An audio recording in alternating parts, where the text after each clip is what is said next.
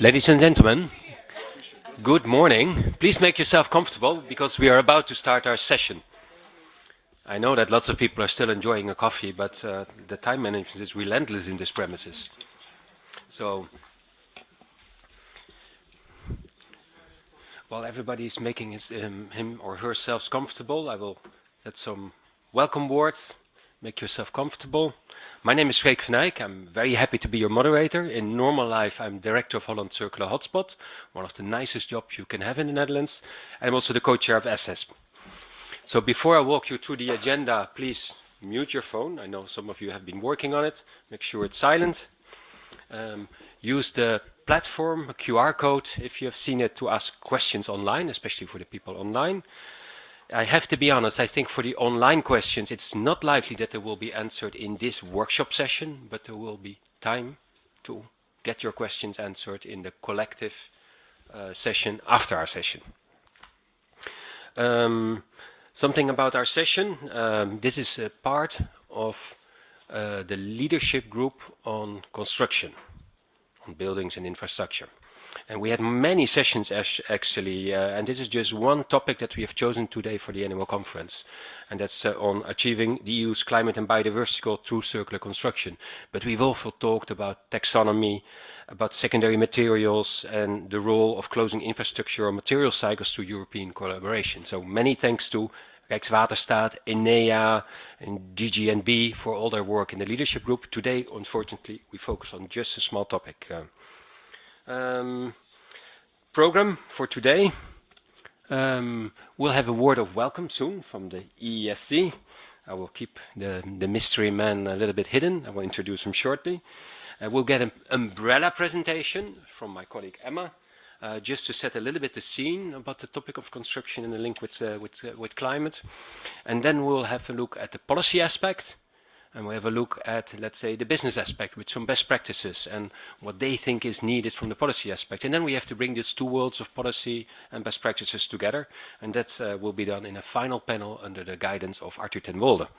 So bear with us. We're really starting now at this moment. Welcome, make yourself comfortable. And I would like to give the floor to the representative of the European Economic and Social Committee, Mr. Martin Böhme. The floor is yours. Thank you, Freek. Dear guests, dear colleagues in the room and online, I will need at least 60 minutes to explain you the work of the EESC on circular economy and construction. But don't worry, I'm just kidding. But we do work so much on this topic that it would be easily to do so. On behalf of the committee, I would like to welcome you to this session, as I myself run an organization with more than 2,000 civil engineers in Germany. I'm very much looking forward to our discussion and to this session. We here at the EESC believe that if we want to achieve the EU's climate and biodiversity goals, it's crucial to have a sustainable and circular built environment. Unfortunately, it is still the case today that the EU's construction sector is responsible for about half of the extracted materials and energy demand, and it's also responsible for about 1/3 of all water consumption, waste, and unfortunately CO2 emissions. Studies show many of the existing buildings today, like this here, will still be in use in 2050, but 75% of them are currently not energy efficient. This shows us that there is still lots of homework to do for all of us. Because all of this, our sector creates a lot of attention for us. This means that we certainly also get a lot of support to minimize our footprint. Our sector is part of several EU initiatives. The European Green Deal, the new Circular Economy Action Plan, the Fit for 55 package, to name just a few of them. Accordingly, there is also a number of initiatives and opinions from our committee on the construction sector that may be of interest for you. I invite you to visit our website for more information. And now I'm looking forward to an interesting panel, and I'm already very curious how we will squeeze all this content into the 60 minutes. Thank you. So am I, Martin, so am I. Wonderful. Well, as time is relented, indeed, we will continue immediately. And we'll start with an umbrella presentation from my colleague Emma. Thank you, Freck. Thank you to everybody here today. It's a pleasure to have you here in person and online. So today I really have the pleasure to introduce this session on behalf of our many members of the Circular Construction Group and the leadership group for this sector in particular at ESASP. And we are truly a very, very diverse team. We come from across Europe, and we also come from both the public and private sector, but we have one shared mission, and really it is to show the untapped potential that we have in this sector to really turn it as into an active contributor in the fight against climate change and biodiversity loss. And we will soon also share with you a report that we produced recently as one of our activities that aims specifically at that. But why is construction so crucial? This is very important for today's session, of course, and many of you in the room probably know how construction is already and will be in the foreseeable future one of the key pillars of our economy in the EU. And at the same time, as we just heard, it has a massive impact on our environment and beyond actually our territory in the EU. So we're talking of a sector that already consumes half of our extracted materials, that consumes half of our energy, a third of our water, emissions, and produces 1/3 of our waste. But really, this should mean one thing. We should look at this massive impact as a massive opportunity, because we can use the building sector to actually have greater impact in climate mitigation and adaptation efforts. And how do we do that? Again, the topic of today's discussion, it is through circularity, if we just want to use one word. This means international collaborations, it means coherent regulation, and it means also R&D. But what exactly do we mean by circular construction? We heard these days we have so many different definitions, and this applies also to our sector today. But if you think of some our practices in the sector, this means reusing components, for example, in materials, in construction, because this can cut down resource use. It means turning buildings into carbon sinks or energy producers. It can mean specifically designing for reuse, for repair, for recycling, for dismantling also. And above all, it means to do this, and again, something we heard a lot these days, do this in a very inclusive, just, and economical way, because we haven't said enough. Maybe doing all of these our practices actually leads to cutting costs. So it is also a competitive edge that companies will earn going forward. So really, circular economy in the sector means that we have a win-win situation. So we have construction on the one hand getting very resilient, durable in the fight against climate change, changing climate, which means also extreme weather events, resource scarcity, but we are lowering our pressure on the environment in a very efficient way. So how do we get there? Well, we think it is by coordinating top-down and bottom-up approaches. So it's really about incentives, standards, increasing circular procurement, investing in innovation.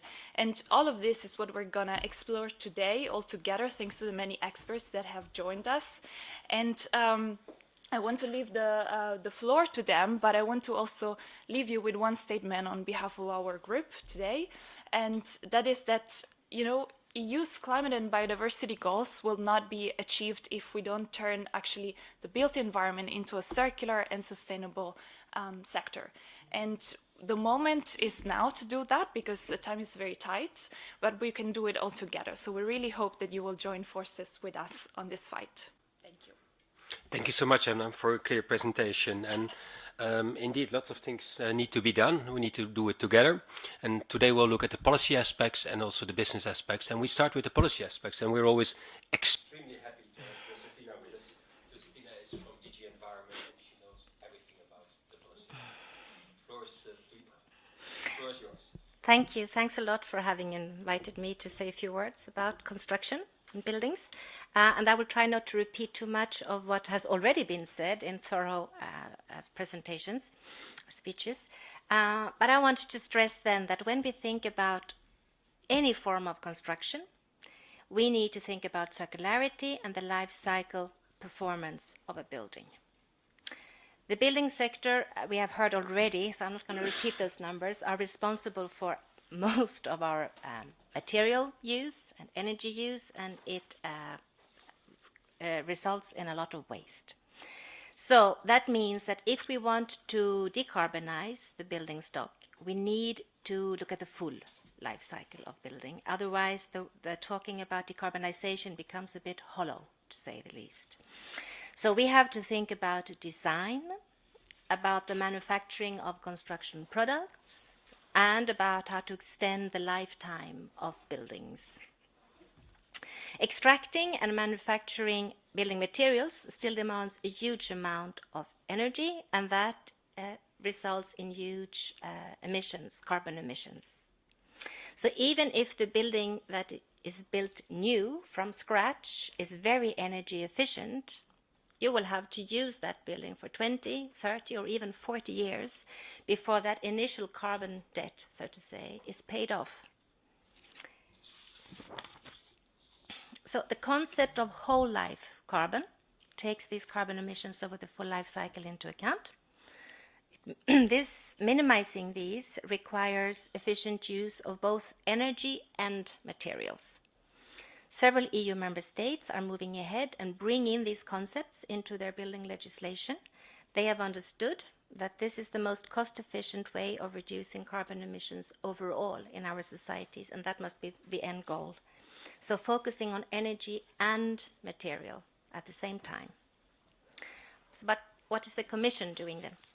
We have started bringing these concepts of life cycle carbon and how to minimize these emissions into building legislation or initiatives for building legislation. First of all, we have the centerpiece of EU building policy, which is the Energy Performance of Buildings Directive. This directive is now being revised, as you probably know, and the new version will for the first time include the requirement to assess and report on whole life carbon of buildings. So that is new. Secondly, that revision is in turn supported by another revision of the construction product regulation. So the revision of that regulation makes the reporting of whole life carbon mandatory on the product level. And that data is of course needed in order to be able to assess the performance of the building level, as the building is made up of products. However, these initiatives do not yet set limits or targets. It talks about the reporting, assessment and reporting. So thirdly, we are developing a roadmap for the reduction of whole life carbon in the building sector.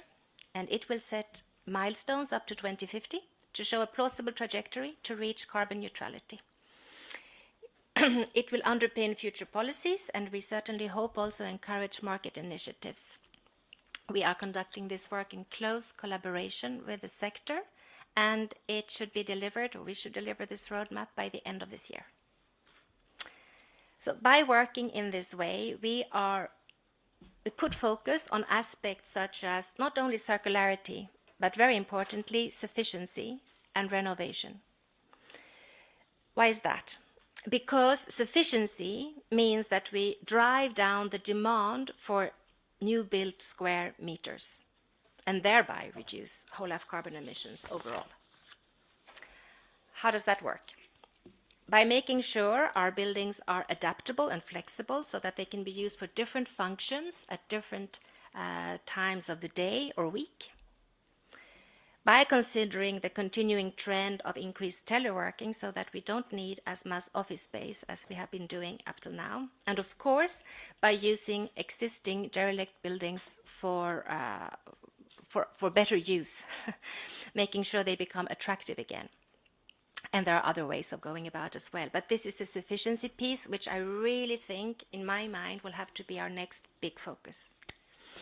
As for renovation, instead of demolition followed by new build, we save materials, of course, as carbon emissions then, for example, by reusing much of the materials that is already there in the standing building, improving the energy efficiency as we do our renovation. And another thing which I find very attractive is to be able to add, on top of the renovated building, we add more built square meters. Circularity, lastly then, is perhaps most often thought about as the way of using materials for as long as possible, while the other two, sufficiency and renovation, is more about using the building for as long as possible. We bring in circularity by working with, as already mentioned, design for assembly and disassembly, design for deconstruction, reuse preferably, but otherwise recycling of construction products. Circularity and life cycle thinking is much more than carbon emissions, of course, and I've been perhaps focusing mostly on that. But it's also about the access to materials, right, which recent developments have shown us has become very important. For that, we need much more circularity. It needs to be a reflex in society and in particular in the building sector. So it's time for transition, and I very much hope that you and those out there will be willing to be part of that movement. And I wish you a good session today and a following good conference during the course of the day. Thanks. Thank you so much, Josefina. I've seen you speak lots of times and you never ever disappointed me. And what was interesting today, you mentioned lots of traditional focus on energy and materials. What I liked is also this attention to sufficiency. That's quite new. And it's not only about materials, it's also about the building. So that's what I took with me. Let's now focus on best practices coming from businesses. We had 3 best practices, Rockwool, DGNB and Rijkswaterstaat. And unfortunately, DGNB cannot be with us. And also the backup of DGNB cannot be with us because of illness. So we have 2 examples, more quality and not quantity. So, and business, in the end, are the ones who have to, let's say, scale up a circular economy. They invest, they show guts, and they make it scale. So that's very important. We have 2 speakers. They each get 2 minutes to present. The third speaker is not there, but that allows me to ask one question from the room, very short, to one of those speakers. The first speaker I would like to invite is Caterina Rocca from Rockwool. So good morning and thanks for having us today and the chance to share our thoughts on circularity. Just to give some context, Rockwool is the largest producer of stone wool insulation, which is used in building application, industrial application, and horticultural, just to mention some of them. So I wouldn't repeat what has already been said about the numbers of the generation of waste and why it's so important to focus on construction sector. But it's really hard to imagine a circular solution without really tackling the construction and taking the construction sector seriously. And that was also why the Green Deal mentioned, quoting, pay special attention to insulation material which generate a growing waste stream. So we are really appreciating this approach because we are challenged with the renovation wave, which of course you understand takes the insulation at the core of that. So we would really like to avoid that this renovation wave will become renovation waste wave. So we hope that the Commission will provide us soon targets for the construction sector, because this is also what we need, a strong drive from them, because we do in Rockwool have a strong drive on circularity, and this is due to the fact that our product is circular by nature. It's made of volcanic rock, so you can actually use it, and then after the use you can actually take it back and produce new product. So it's a closed loop recycling that we can actually do ourselves. And that's why we have developed in 19 countries in Europe, with a target of 30 countries in Europe by 2030, a program which is called Rock Cycle. It's a take-back scheme that is essentially taking the waste back from demolition, renovation, and construction. So it's a full post-consumer waste. We get it back, and we produce new Rockwool product. And that means that we can actually stay away from the use of virgin material. So I can see that I'm already running late. Okay, so just to conclude, Josefina Lindblom was actually correctly mentioned the construction product regulation. We are afraid that the construction product will fall between the chair of the waste regulation and the construction product regulation, because we would really like and we really hope the construction product regulation will keep the ambition high. We'll also try to include, beside the sustainability parameter, also recyclability definition and recycled content definition and durability for the reuse. So, yeah. that was all. Thank you so much. I immediately turn my attention to Johan Prummel from the Ministry of Infrastructure and Water Management, and I know they have a wonderful example to share. Yeah, thank you. Johan Prummel, I work for Rijkswaterstaat in a, well, that's the big infrastructure company of our Dutch government, but I'm also an international circular economy advisor, so I'm not a specialist in infrastructure. If you have any technical questions, please email them and I'll make sure somebody answers them. Freek asked me, Freek asked me to make a slide, but somehow that disappeared today. And that was a bit of a discussion because Freek asked me to talk a bit about our circular viaduct, which we built in 2018. It was tested. It's designed for disassembly using sustainable materials that can be reused, but the whole bridge is actually for disassembly, so we can take it apart, pick it up, put it somewhere else. So we tested it in 2018, and that's very innovative. It's working together with the supply chain. So we worked as a commissioner with the construction companies, with the designers, and we created something beautiful. When I checked with my colleagues, however, they said, yes, that's important, that's innovation, this is our outlook to the future for new bridges that we're going to build. But we have climate goals, and the urgency of the climate goals is now. The impact on climate of this circular viaduct will be over 20 years when we start reusing it for the first time. And the impact will be huge, less carbon emissions, no waste, but it's in the future. So what we do at the moment, and that's the same concept of circular economy put in place in infrastructure, is we reuse our bridges.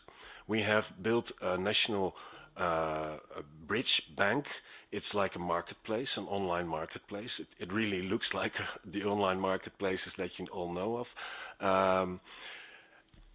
We put on that website bridges that we don't use anymore, specify them, we store them. That takes a lot of space, but we store them, and they are available for reuse in other places. And our experts say this is what we need to do right now. We need to keep on innovating in really circular design concepts for bridges, but we also need to look at what we have today. Don't throw it away. It's quite practical. It's what you do with a paper clip, and it also works for bridges. Use it again if possible, store it for a while, and then find another place. So that's what we do on circular economy and infrastructure today. Thank you, Johan. So can you share, please, the link to this data bridge? If one of you wants to buy a bridge this afternoon, you know where to go. There we go. The slide that I had prepared actually had 2 QR codes, so we make sure you get them. The one QR code is to the innovative bridge, and the other is to our bridge bank, where you can actually buy a bridge if you want to, and we'll have it shipped to you. Wonderful, Johan. Now back to our speakers again. I want you to imagine your business in the future. And I want you to, let's say, keep the words of Josefina in mind. What would help you most, or what are you most afraid of when talking about regulation? What do you need from the regulators to be successful and to scale up? Yeah, thank you. So I think that the wish list for the future would be to create the good ground for making recycling happen. So first of all, starting from the increased cost of landfill, of course, it's not a Commission directly responsibility, but that it's needed to essentially disencourage the ban on landfill for recyclable product. So anything that is recyclable shouldn't end up there. We need to start by defining the core of circularity by common and harmonized definition. What is recyclability? Can I classify myself as a recyclable product if I don't recycle in practice? What is recycled content? Is the byproduct, so the industrial symbiosis, included or not? What about the reuse, which was actually a big chapter in the CPR and now is out?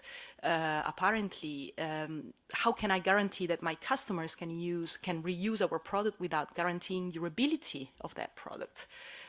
So those information needs to end up on the product declaration of performance, because I fully support the LCA approach. but there are also these parameters that needs to be there to help customers in understanding what do I do with this? How can I design a building which is more circular if I don't know whether this product is recyclable or not? So those are for us kind of pioneering elements. Thank you. Thank you so much. Johan, what's on your wish list? Well, as I said, I have two hats on, so I also have two wishes. First, quite pragmatic, and the Bridge Bank is an example. We really need a materials passport. And from a quite reliable source yesterday, I learned that Europe will have a materials passport available in 5 years. That's beautiful, but we need more. If you want to know how to use a bridge, then you don't only want to know how many tons of steel are in it, but also how strong it is, the quality of stuff, how old it is. So we need added information to a materials passport. Now that's something we can do, but we'd rather do it together with other countries and together with Europe, because information like that should be not only available but also comparable and reliable, so that we will not ship a bridge to France and get some back from Spain, but you need to have the same indicators for not only the materials but also the other data that we need. And the second wish, very briefly, is something that Europe could coordinate. There is no sense in striving for circular infrastructure in the Netherlands. That's interesting, but it doesn't help the planet. It doesn't contribute to biodiversity loss. It doesn't contribute to climate change. So if we are inventing something in the Netherlands, we need to share it at least with Europe. And if we are inventing something in Europe, we need to share it with the rest of the world. 90% of the global population lives in Asia, Africa, and Latin America. So that leaves North America and Europe together in 10%. So a circular economy in the Netherlands is a very important step, but then towards sharing, because it doesn't help the planet. Thank you so much, Johan. As promised, there is room for 1 or 2 short questions addressed to the business speakers. I see the lady over there with number 55. Yeah, hello, thank you very much. I'm Isabel Gomez from Cradle to Cradle NGO. And I wanted to ask whether the aspect of material health does play any role in policy making and also in your business models, because we're talking a lot about circularity, design for reuse, for recycle, but I haven't heard the term of material health of. I think it's clear. Thank you. Rockwool first. Yep. Yeah, no, that is crucial, of course, and it's crucial by the fact that, for example, we shouldn't have and we shouldn't put on the market product that are prevented in the recyclability because of the use of hazardous material. So that's absolutely something that we are attentive to and at the core. If you were talking about the recycling, and of course, when you are looking at the in-use stage, the CE mark is actually covering, and the REACH are covering, what is the health use of the product. I guess that you know better than I do. Thank you so much. We have time for another question. Do we have a volunteer in the room? Right in front of you. The lady from North Rhine-Westphalia? Like here? Yeah. So hello, my name is Nicole Kronenberg. I come from the Ministry of Environment in North Rhine-Westphalia. And maybe you heard last year we were put together with the Ministry of Traffic. And now so we have all those new traffic questions. And we have hundreds of kilometers of highway, and almost everywhere is a bridge crossing the Rhine River or something else. And to sum it up, all our bridges are broken. And is there any experience of closing a deal, like of those negotiations to sell a bridge? And is your online platform open to learn actually about the system for other items than bridges? Well, to start with the last, sure, it's open to learn, so you're more than welcome to come over and have a look at how everything works, also how it works behind the scenes. And I think that's also an answer to your first question. If you want to have really look into how negotiations work and what aspects and elements and indicators you all need, then you should talk with the experts, and you shouldn't talk with me and not for 5 minutes. It will take some time, but hereby you're invited to come over to Utrecht and we'll explain everything to you, and bring a delegation, because it's too much of a burden for one person, I guess. You're welcome. Thank you so much.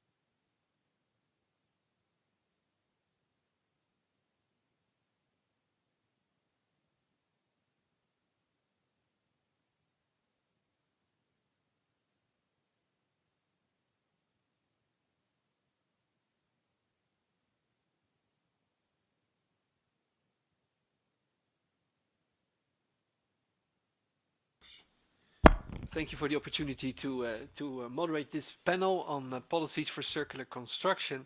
I'm the director of Ecopreneur Europe, the European Sustainable Business Federation, and we have 7 members in 7 countries that are green business networks, representing about 2,900 small and medium-sized enterprises and about 100 larger companies.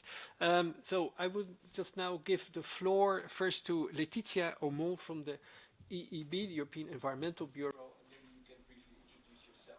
Yes, thank you, Arthur. Yeah, so I'm Laetitia. I'm working as a policy officer for circular built environment at the European Environmental Bureau. I'm very glad to be invited to this panel, so thank you. As it has already been mentioned by several speakers before me, I think transitioning to a circular built environment is really crucial when we consider first how resource intensive the sector is, and also the amount of waste generated. So I will not repeat on this point, but I think it's really crucial to have this in mind to start with.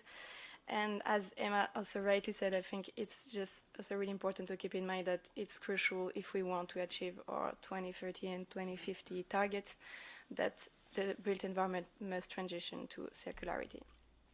And in light of this, I want now to bring your attention to a new study that was published just a few days ago about assessing the market readiness of the proposed circular economy EU taxonomy criteria for buildings, and it actually shows that the market is not ready just to fulfill those criteria just yet, both for construction of new buildings and for renovation.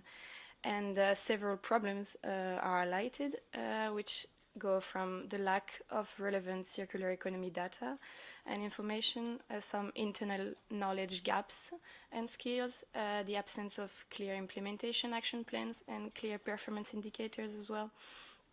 So I believe that in order to speed up the transition towards circular economy, we need to acknowledge these market barriers and to take into account this market reality and what are the problems that are actually being faced on the ground, and not just stay on a high-level discussion. And to this regard, so we have 2 very important and very complementary EU policies right now that are being revised. So as Josephina Lindblom just rightly mentioned, the Energy Performance of Buildings Directive and the Construction Products Regulation, and they really both goes hand in hand in delivering this transition to circularity. Just to finish this opening statement, I would like maybe just to share the concern that was voiced by Katerina Worka about the Construction Products Regulation and the need really for stronger ambition during the revision process to really deliver on it. Yeah, that's it. Thanks. Okay, thank you. And then Sami Portenot from ECOS. Thank you, Arthur, and thank you for inviting ECOS to this interesting event. My name is Sami Porteron. I am Program Manager for the Bioeconomy at ECOS.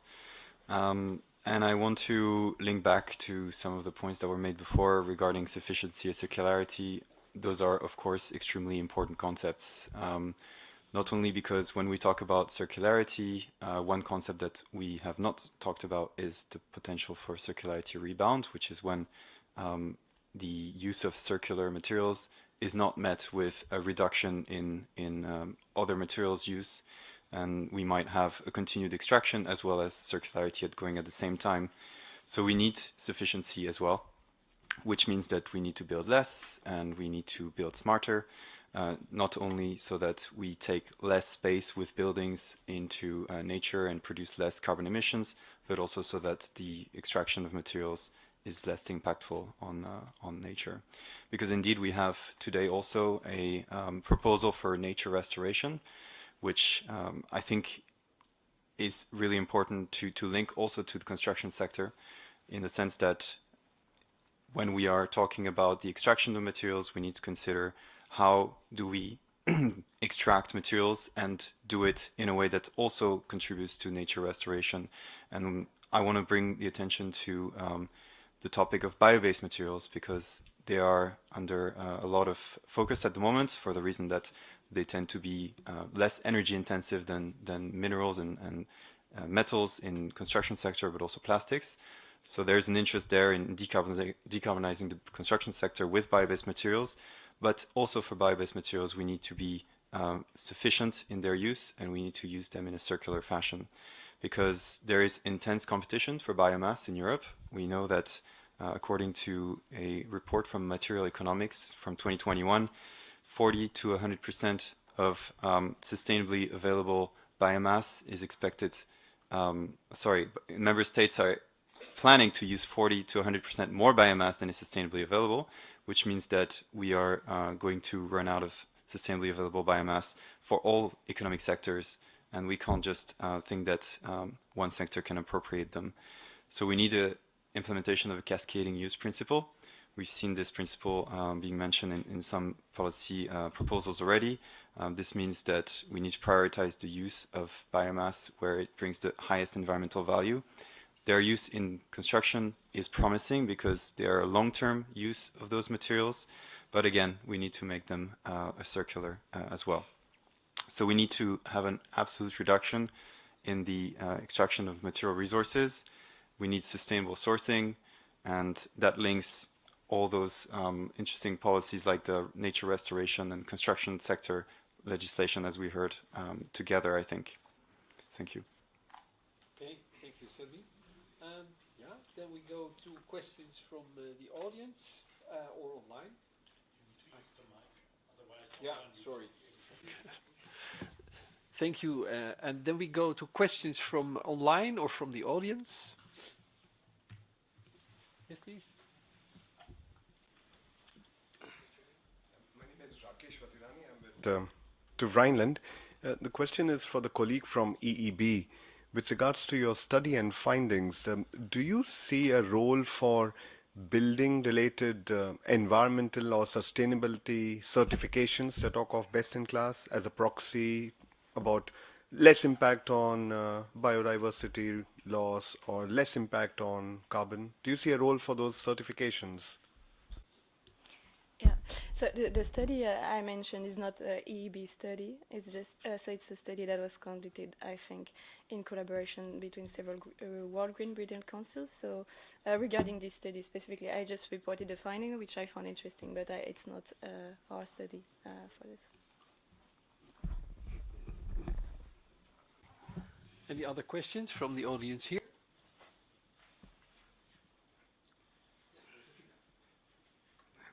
Can I ask a question too? Yeah.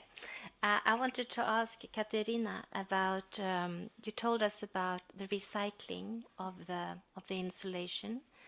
And I was wondering, how do you get the material out of the old buildings? They are being demolished or deconstructed in the best case.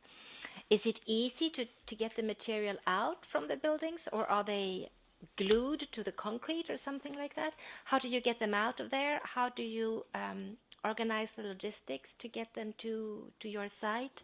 And do you have any idea about how much of the material that you would like to get your hands on, considering demolition and deconstruction, that you actually are able to treat? So to your first question, it very much depends on the country. So I can use, for example, the example of Denmark. First of all, the product is a kind of fibrous product. So when it's glued in specific application, you can actually just take it off, and it's very easy. It's because the product, we are lucky, it's not actually staying glued to and it's not getting, we are also not really sensitive to any kind of impurities. So if you have a little bit of concrete being some kind of stone, we can actually take it back, right? So it's when you don't have a proper sorting that it's getting problematic. So that's from the nature of the product. Then the way we do that, it really much depends on the country. So Denmark, for example, Rockwool is a Danish company, so it's very well known. We have a third party going and collecting, because of course the building sites are granular. Otherwise, the customers can bring the stone wool back to the, let's say, recycling station, and there is a container with Rockwool name on it, because of course it's a very recognized brand. In France, for example, we do the extended producer responsibility, which is something that we really support, even better if it's harmonized at European level. So we pay a fee to put the product on the market. Then when the product is collected by a third party, Veolia, they bring it back to us. If we can recycle, then they give us back the money for our initial caution. It's like the bottle system, and they even give us a little bit of contribution because we save them the money for the landfill. So that's why the landfill costs increase. It's another trigger that makes the whole game. Germany has a ban on recyclable products entering into force from 2024. That's another, let's say, elements that will produce this steady. Because the problem that we have today is that we cannot, and going to the last part of your question, we cannot rely on a steady income of waste. So today the amount is only covering a small amount of our potential, let's say. So that's the problem that we would like to guarantee, to have this steady flow so that we can rely on that when programming the recyclability. But I have all the numbers, and forgive me if I don't remember, beside the fact that today we recycle something like 10–50% of what we put on the market. So there is a huge potential. Okay, thank you.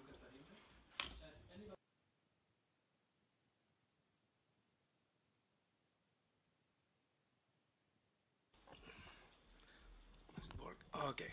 Yeah, my name is Ignacio Cunha. I'm a Chief Strategy Officer for Grupo Construcía, pioneering in circular construction. I mean, how you define market readiness? Because if we talk about market readiness, I think nobody was seeing market readiness for personal computers. No one was seeing market readiness for smartphones. Nobody was seeing market readiness for artificial intelligence. We are in circular construction since 10 years, and I'm coming from the cradle-to-cradle world. So I think the market readiness, if you really want to talk about market readiness, I think we should take it to a different level. Because I think the market is not only ready for that, but is really willing to have that. You just mentioned material passports for infrastructures. Building as material banks are at the backbone, cornerstone of the circular construction economy. So here we are. Anybody from the policy panel want to respond? Well, just a brief comment. I agree that market readiness is a difficult concept because innovations are always new. And nobody was expecting them, and suddenly there was a market, so the market appeared to be ready. What we did, and that's going back to the circular viaduct as an example, where we think things are not possible or available yet, we need to collaborate. As a big demand organization, we collaborate with the supply side of the market, and only then you will create market readiness, because together you can develop in new solutions, new ways of working together. We even created an open learning environment during the whole development of that circular viaduct that's also online. And I think that's at least part of the discussion on market readiness, is ready when demand and supply together are ready, and just set the first step. And yes, it will be difficult sometimes, and there will be failure on both sides, but in the end, that's creating the new market, I guess. Anybody else from the panel? Yeah. Thank you. Yeah, I think we definitely need to, of course, listen to the sector and to member states. At the same time, we cannot wait until everybody says that they are ready, because then we're not going to get anywhere. So it is this balance that we need to take into account, and it's a big span, this balance, right? But I mean, we got our first legislation for energy efficiency decades ago, and there are still member states which are struggling with this. I think we need to get going with this more life cycle concept of things. I think that there we have a lot to learn from those member states that have gone ahead in this direction. And I do also think that, for example, the sustainable finance initiative is great in that respect, because it is not a mandatory initiative. It's not mandatory policy. It is a way of pushing, incentivizing sustainable investments. So I know the study that was mentioned, and I think it's very well done. It's done by very good players on the market. So I think we should pay a lot of attention to it. At the same time, we need to have those policy initiatives which really push the best performers, so that they in turn then can pull the rest of the market with them. And that's why I think it's really interesting. If I can just make the comparison with the first delegated act under sustainable finance, sorry for being a bit technical there, but it was on climate change. And there we succeeded for the first time to bring in the concept of whole life carbon in EU policy. And we did that, I think, because everybody knew that it was not a mandatory thing to do. You don't have to invest according to the sustainable finance criteria. But we managed to put it in because everybody realized it was important, and it was a way of doing it in a voluntary way. Now, a few years later, when the Energy Performance of Buildings Directive is being revised, it was much easier to bring in those kinds of ideas into policy which is actually mandatory. So I think it is a way of sort of gradually preparing the market and pushing these ideas. Thanks. Okay, before the next question, I would just like to add that in the view of Ecopreneur, the market is not ready for any circular development. And this is also my experience. I'm training SMEs a few times a year in the Netherlands. And they are not ready because where is the profit? There is profit sometimes, but many cases it's not there because the whole economic framework is still linear. So we're still talking about doing circular business in a linear economy. So what is needed, and this is really very important for Ecopreneur, is to have price incentives like Katarina was mentioning, like extended producer responsibility levies, and also to have something like the price for demolition, to have maybe a demolition fee, and all that together in such a way that it becomes really profitable to close the loop, and then the market will be ready, because then that's where your profit will be. So that's something. So true pricing was mentioned also in the previous session, and that's for Ecopreneur the most important thing that is totally missing in the discussions yesterday and today. So with that, there was one more question. Yes, please. Yeah, hi, my name is Linda Jean Cockcroft. I'm from ERM and also from the Netherlands, for all of those of you in the room who are Dutch. I have two questions, actually. The first one's very quick. It's for everyone who's spoken today. Circular construction is not my area of expertise. Circularity, yes, but not construction. And what I really miss from all of your incredibly valuable inputs is anything on writing. In writing. So I would really like to ask you if you could organize one or maybe two slides each that you could send through to all of us who are in this room today, so that we have a good record of the incredible inputs that you've given to this discussion. The second question is more specific, and it requires perhaps an answer, perhaps from Josefina, I'm not sure. And it's about the taxonomy. In the last 2 days, the taxonomy has been mentioned briefly in passing once or twice, and I'm kind of stunned by that, right? I think that taxonomy is central to everything that I'm doing, and I think somebody mentioned earlier about the taxonomy and the circular economy part of the taxonomy, particularly is around buildings. But what role does the taxonomy have to play in pushing companies, in really encouraging companies to think about circularity, and particularly in this case circular construction? What is the role of the taxonomy? Anyone from the... Yeah, I mean, I'm not an expert on this initiative on sustainable finance, but of course the role is we have public procurement, right? And we are talking about green public procurement. So sorry, now I made a detour in my answer. Sustainable finance and green public procurement is not the same thing. But green public procurement is pushing public procurers. Now we also want to push private investors. And the idea here is that with the Sustainable Finance Initiative, setting out criteria for what is needed to be able to reach those criteria, to be able to say that your investment is defined as sustainable. When it comes to, so if you follow those criteria that is set out in the Sustainable Finance Taxonomy, you are able to say that your investments are sustainable, and that will hopefully then also lead to different or better possibilities for funding. That's the hook as well, that it will then later on be linked to funding. So it is a way of pushing, of course, first the best performers to follow these criteria, if they are interested in being recognized as investing sustainably, and then, in my mind at least, also to eventually pull the rest of the market with you. Okay, thank you, Josefina. And then we're running to the end of this session, I think.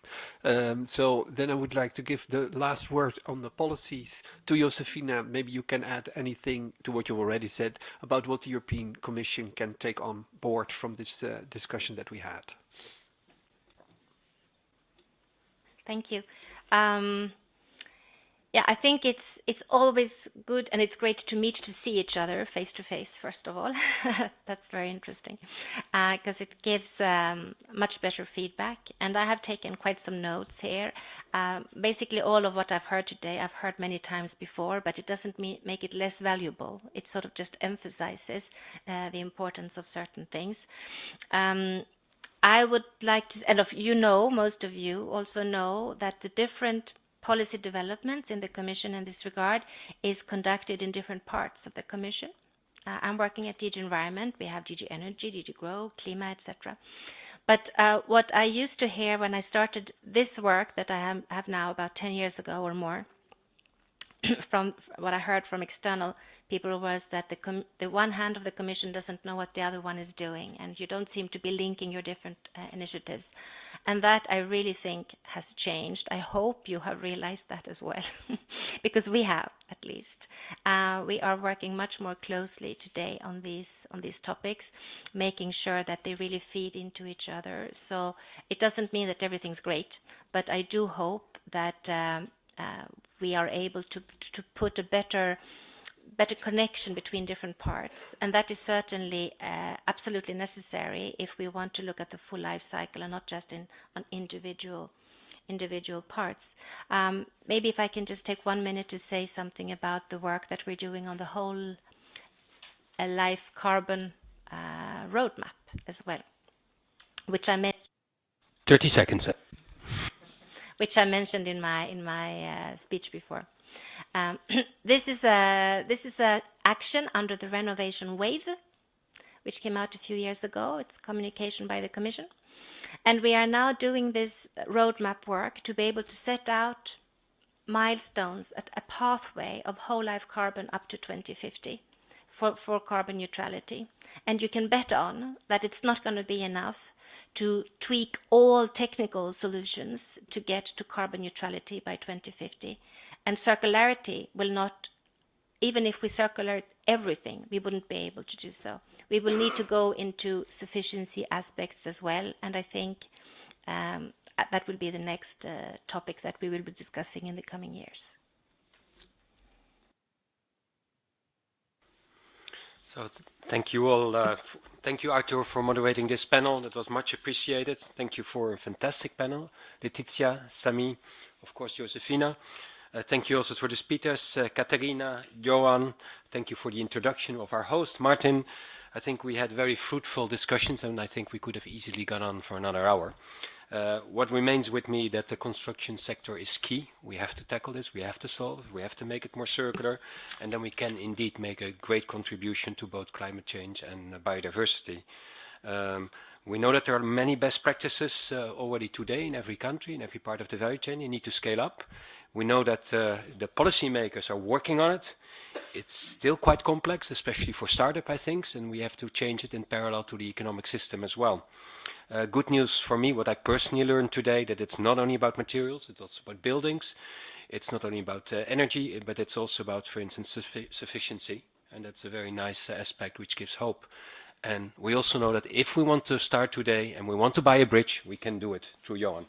So thank you all. I want to remind you that in 1 minute or less, the general feedback session starts in the main room again. Thank you so much. Keep in touch.